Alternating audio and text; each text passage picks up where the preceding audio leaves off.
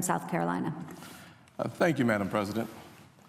Madam President, I believe our nation is in desperate need of a family conversation. The American family as a whole needs to sit down, come to the same table, and talk with our relatives. That means each of us talking to each other about the challenges that we've seen in our nation over all of last week. A challenging week in America's history, without any question. A challenging time period in Americans all over this country, without any question. Protests, riots, challenges that we haven't seen in a very long time. We stand here today, Madam President, at a crossroads. Our nation is experiencing turmoil we haven't seen in generations. Decades since we've seen this type of turmoil all around the country. My heart breaks for all of us. This week on this floor, I will give a series of speeches in hopes of illuminating some of the issues before us, as well as what I believe are essential steps toward closing both the wounds newly opened and others that have actually never healed. In other words, Madam President, there are wounds that have existed for more than a generation, and it's time for the American family to work together to heal some of these wounds. Last Friday, deep in the heart of Texas, we saw both the best and the worst of humanity. Only in America would you see police officers alongside protesters who were protesting police brutality. And in this scene, if you just take a step back and just picture, if you would, for just a moment. Here's a scene of police officers protecting protesters who are protesting police brutality. And in this picture, we don't see tension or animosity. We see smiles. We see police officers working, taking pictures, and making sure that everyone was having the appropriate time. And for some, even an enjoyable experience with law enforcement. But then, the shots rang out. Police turned very quickly to protect those protesters, and protesters helped police identify where the shots were coming from. Somehow, at the exact same time, Dallas came together. And at the exact same time, was torn apart. In what appears to be one man's warped mind, retribution became his answer to frustration. And his hate left 5 police officers dead and 7 other officers wounded. We continue to mourn for them and their families today. Mr. President, we must not become a society where revenge is the rule of the day. Our nation is dependent on the rule of law. And to enforce the law, we need honest, hardworking men and women to take up the shield. For the overwhelming majority of cops, it's a calling. It's not a job. It's in the fashion of Romans 13, a chapter that speaks very clearly about the fact that government officials wearing a sword can be ministers. In other words, sharing love and affection and appreciation for those that they guard and having the ability to provide punishment when necessary. We're talking about men and women who work for a very low wage all over the country, who see their job as a calling. And so many of them, the vast, vast majority, do it so well. Law enforcement officers simply want to do two things, Mr. President: protect and serve. We cannot allow the actions of a few to overwhelm the good of the majority. To illustrate this, I want to share just a few stories so that we can put in focus the sacrifice and the commitment that so many officers exhibit every single day throughout our nation. My first story is the story of a young lady named Jillian Smith, a young African-American female police officer from just west of Dallas in Arlington, Texas. In December 2010, Officer Smith responded to a domestic violence situation. She arrived and met an 11-year-old girl, beautiful girl, and her mother. Both fearful, I just want to stop for a moment here and make sure that we get the frame. Here comes an officer, Officer Smith, who shows up to make sure that the folks who called them were safe.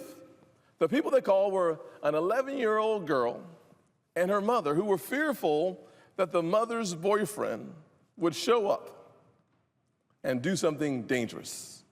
And dangerous, he did do something incredibly brutal.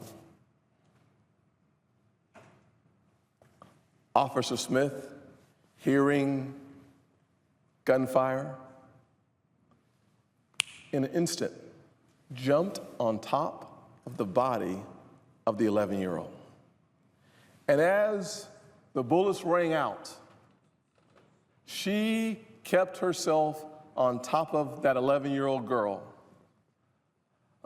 The girlfriend's boyfriend would end up killing the mother and then killing himself. But before he did so, he killed Officer Smith. But without a second thought, Officer Smith did what so many law enforcement officers do instinctively: protect those who are exposed. Officer Jillian Smith, a true American hero, gave her life to protect the life of an 11-year-old girl she had never met before knocking on that door. You see, Madam President, this story and other stories aren't unusual. They just want to serve and protect. And we saw this same heroism last Friday evening, as told by Shatamia Taylor. Miss Taylor was at the protest. She was there exercising her first constitutional right. And then the sniper started shooting. Miss Taylor came there with her 4 sons. She, for the lack of a better word, freaked out. Bullets flying. She ran to cover her one son, and before she knew it, according to her account of the situation, before she knew it, there was a cop who was covering her and her son. And then the next thing you knew, another cop at her feet, another cop towards her head. She, in the midst of a sniper shooting at cops, found herself surrounded, covered by police officers, just doing their job, risking their life for this mother and her son. What a picture. The best of America, very clear. The sniper, the worst of America, just as clear. Ms. Taylor made a very good point when discussing what happened. Here's her quote. She said, "These are the people you call when you're in a situation. What are we going to do if they stop policing?" Let me ask the question that Ms. Taylor asked one more time. What are we going to do if they stop policing? Who are you going to call? These are the stories that should give us faith in law enforcement. So while we certainly have issues that demand solutions, and I too have had some issues with law enforcement that I'm going to share in my next speech on Wednesday. I will be giving 3 speeches. This is the first one. The next one, I'll talk about some of the issues that so many folks have experienced. I want to spend time on that, but this is a moment in time when we should stop the camera, create a frame. Let's focus on the fact that our law enforcement officers are true American heroes, period. When you're looking for a hero, sometimes you look for athletes, maybe not the best place. You look for entertainers, maybe not the best place. You look at Congress, 9% approval rating, probably not the right place. But our men and women who put on a law enforcement uniform, these folks are real American heroes. And I'll tell you, in my state, South Carolina, officers like Greg Aaliyah gave his life last year in Columbia, South Carolina. Officers like Alan Jacobs gave his life in Greenville, South Carolina. And in Charleston, Joe Mataskolovic, who was killed by a man shooting through a door. Body slumps over. And my mentor, who I've spoken about for so long, John Monize's son, I call him a brother from another mother, was the first deputy on the scene who dragged the lifeless body of his friend, his colleague, from that door, trying to get that body completely out of harm's way. You see, to me, as I said a few seconds ago, Brian Monize and the sheriff's deputies and police officers, those are our heroes. And we should focus on that for a moment. We must come together.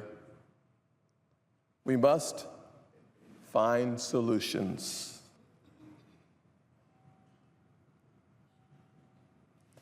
We must get to a point where the American family, our family, has a real conversation about the things that divide us, the differences of our experiences, but yet remain a single family with a single mission and make sure that every part of the American family feels valued. I'm starting tonight with our law enforcement, the part of the family that we depend on, as Ms. Taylor so perfectly stated. And if we do have this necessary, painful conversation as an American family, we can say with a new freshness, God bless America. We can say with new focus to our American heroes,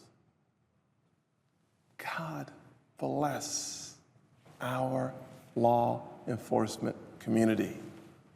Now, I will tell you, I don't expect to give such a speech without having some folks respond positively and some even negatively.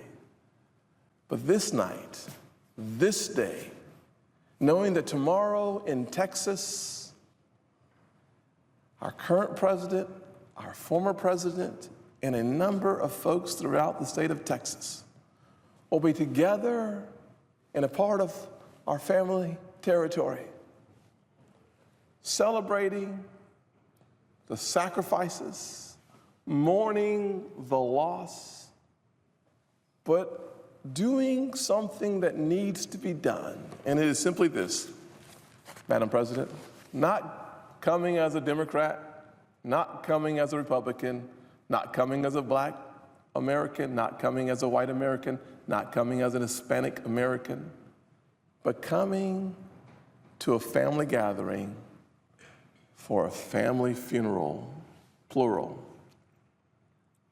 which hopefully will start a family conversation that I will look forward to continuing on Wednesday. Madam President, I thank you.